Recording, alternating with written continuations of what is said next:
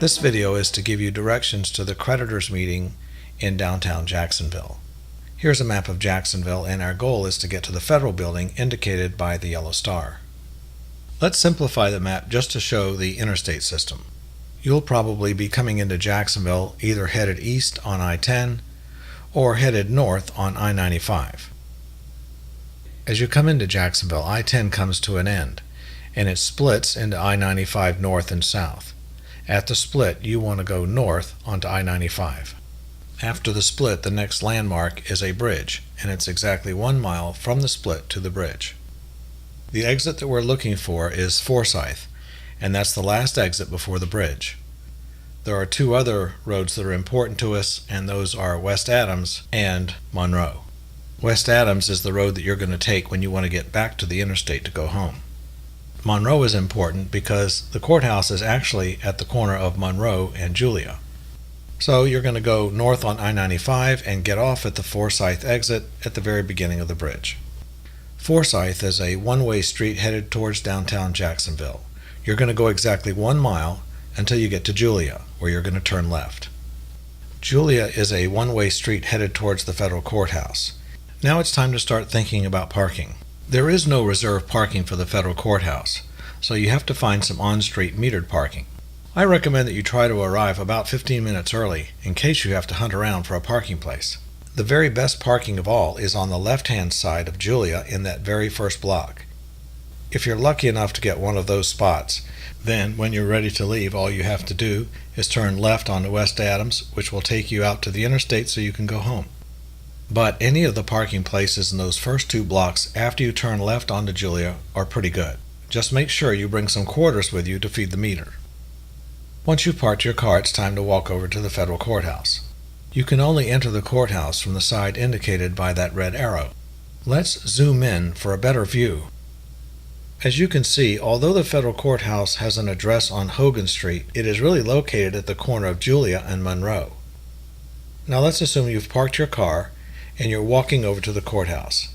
These dotted yellow lines are your footsteps. Walk down to Monroe, take a right, walk past the courthouse until you get to some steps on the left, and walk up the steps. At the top of the steps, turn left back towards the building, and you'll see a doorway.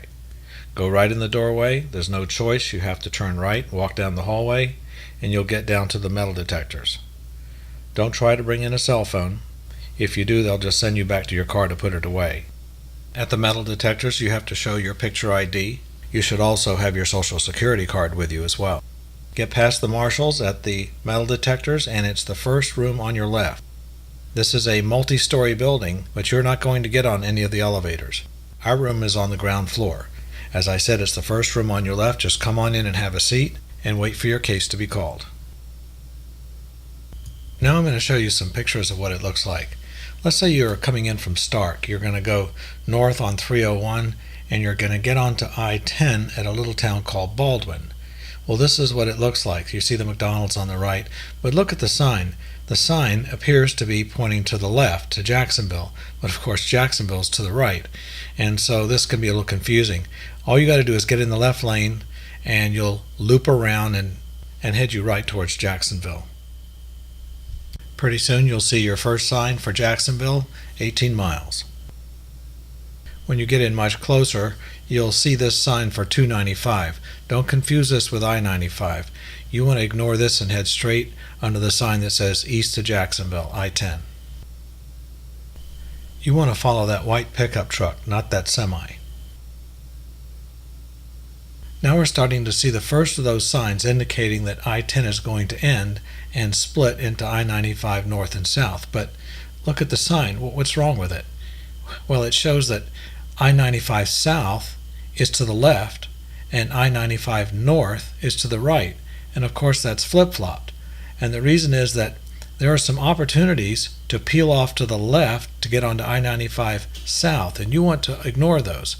Keep your eyes on the signs and look for I-95 north. That's where we want to go. Here's another one of those signs, and I actually almost fell for this.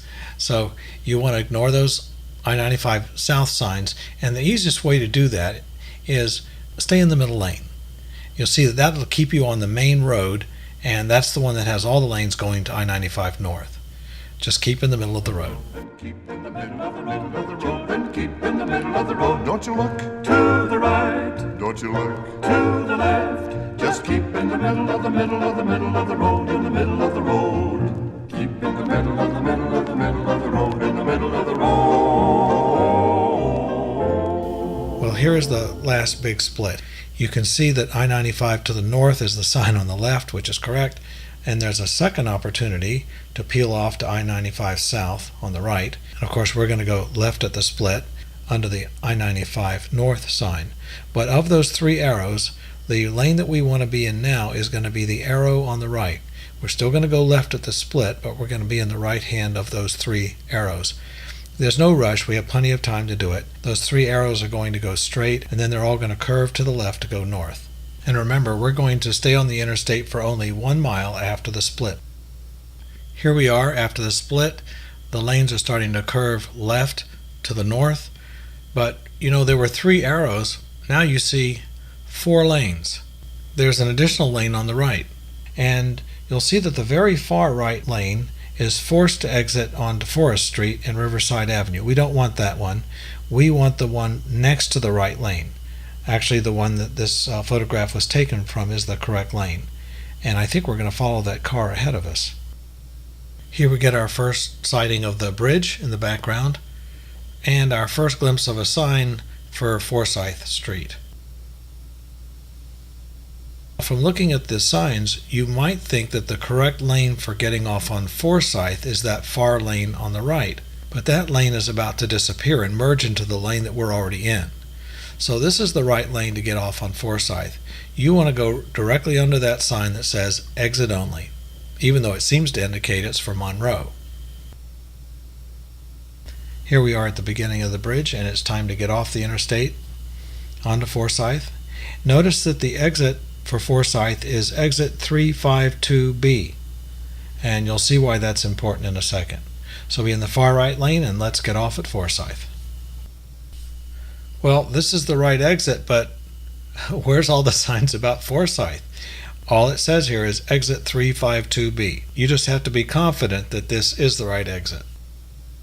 As you're getting off the ramp, you may in the far distance get one peek at the Federal Building. This is about your only chance to see it from the distance because you're up so high. You might see it, you might not. It'll be pretty small, and it'll just be a quick glimpse. This is Forsyth Street coming off the interstate. It's a one-way street headed downtown into Jacksonville. Remember, we're going exactly 1 mile from the exit off the interstate to the place where we're going to turn left, which is Julia Street. In the distance, you can see the Everbank building. We're getting closer, and as you can tell, Forsyth is a bit of a crooked road. As we get closer, you see the Everbank building almost disappears. In the distance, you maybe start to see the word bus, because there's a bus station down there, and you see that parking garage. That's our target. We're going to turn left there. Now you can easily see the sign for the bus station, and it's a lot easier to see the parking garage. I don't know if you can see at the very base of the parking garage there's a green awning. That's something you'll notice when we get right up close to it. Well, here we are at Julia Street. You can see the sign, one way to the left. There's that green awning for the 7-Eleven, and in the background you can see a little bit of the parking garage. This is where we're going to turn left. Here we are on Julia Street, and these are the 2 blocks of great parking. You can see West Adams, they just call it Adams Street here. You can see the sign one way to the left. That's how you're going to get back to the interstate later on. On the left there, you'll see that silver car. It has the El Primo #1 best parking place of all. When it's time to go home, all that owner has to do is turn left and head onto the interstate. Any of this parking is very good, though. It's so close to the Federal Building. Look at these parking meters. You ever seen anything like this? They take Visa cards, MasterCard, but no pennies. So bring some coins. Here's the second of the 2 blocks of good parking. You see that red truck down there? If we zoom in behind that, you'll see a black stripe on the building. Remember that. Now the red truck is gone, and you can see the black stripe. That is Monroe. The black stripe is actually the bottom corner of the Federal Building. You're going to walk down there and turn right onto Monroe and walk by the side of the Federal Building. After you turn right, you'll see that black stripe on your left, and at the end of the building, you'll see the steps. Go up the steps and turn left back towards the building. Now you'll see the door that you need to go in. On the right, you'll see the address of the courthouse, 300 North Hogan. Just go in that door, turn right, and walk down the hallway. There's the hallway, and it'll take you down to the metal detectors and the marshals. There's the metal detector, and where the marshals would stand. The reason there's no marshals there is because these pictures were taken on a Sunday. Once you get past the screening, the creditors' meeting room is the first room on your left. Remember, when it's over, you want to use West Adams to get back home. That black car is headed towards the Interstate. You want to follow that car. Still on Adams, when you get close to the Interstate, you'll see these signs. You probably want the one on the left, south to I-95 and to I-10 west. The road will curve to the right, but as it does, you want to get in the left-hand lane so that you can get to I-95 south and I-10 west. And you'll be on your way home in no time. We're all alone, no chaperone can get our number. The world's in slumber, let's misbehave. There's something wild about you, child, that's so contagious. Let's be outrageous, let's misbehave.